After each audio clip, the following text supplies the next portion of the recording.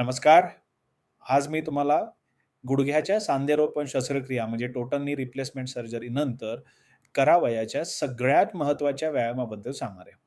हा व्यायाम जर तुम्ही लवकरात लवकर सुरू केला आणि जास्तीत जास्त प्रमाणात जमेल तितक्या प्रमाणात केला, तर निश्चितच तुमच्या चालण्यात, तुमच्या जिने चढण्याच्या पद्धतीमध्ये खूप सुधार होऊ शकतो आणि तुम्ही लवकरात लवकर कुठलाही आधार न घेता चालू शकता.